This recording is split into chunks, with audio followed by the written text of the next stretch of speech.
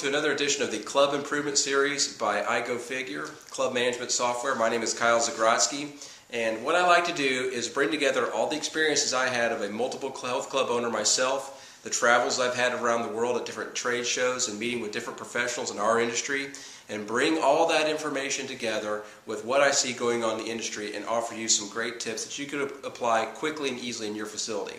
Now, I've got some interesting advice I want to share with you guys today, something for you to consider that you may not have thought would be really appropriate for this kind of presentation, but we're really talking about ways to improve your club. Now, one of the statistics that's been bothering me over the past year or two is that in North America, only about 12 to 15% of the adult population in these countries actually owns a health club membership.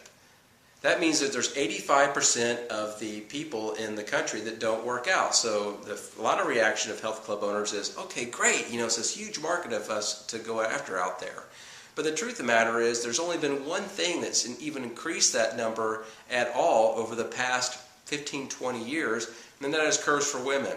Curves came out with this 30-minute hydraulic workout, came out with this cool little culture directed towards the unconditioned women market over the age of 30, 35, and they actually did so well that they increased the total working out population, those who owned health club memberships, by 3%.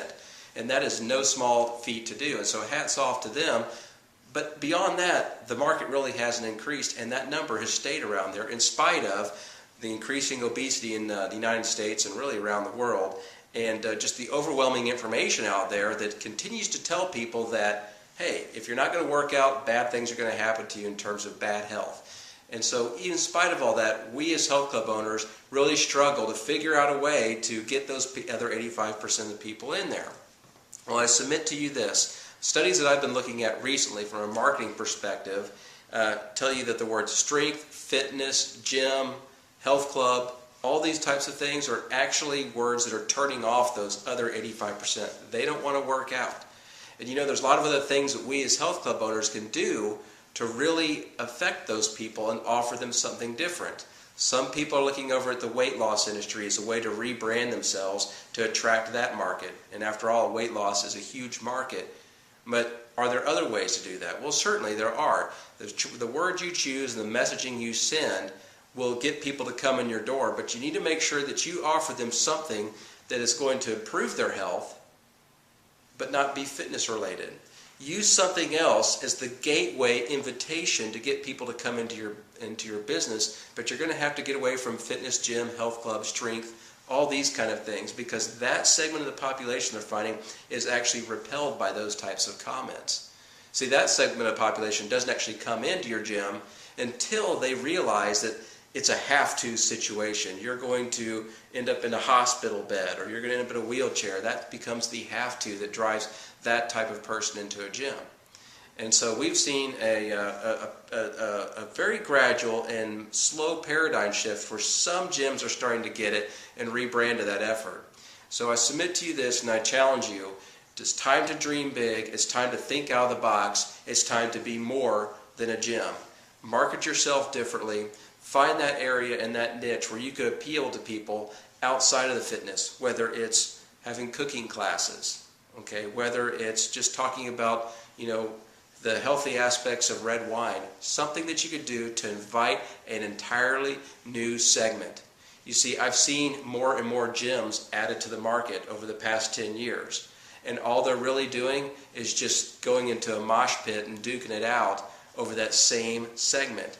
The gyms have gotten better, they've gotten cleaner, the equipment's gotten better, we spend more on services, but we're really starting to miss the boat because the gym marketing message is not appealing to that group of people. So my only tip to you today is try to think of a way to change your marketing message and your offering in such a way to where you could appeal to people that wouldn't be interested in a gym, and use that as the gateway to perhaps introduce them to other services or products that you're offering. I think there's a lot of things we could do to help the unconditioned market of our country, and if you're like me, helping people is your passion, and you want to be able to, it's frustrating when you can't really service the people that really need you most. I think there's other ways we can go ahead and get those people into our facilities. I think you guys are definitely the entrepreneurial spirit to figure it out, and anything I can do to help, well, we always will. My name is Kyle Zagrodzky, and thank you for watching the Go Figure Club Improvement Series.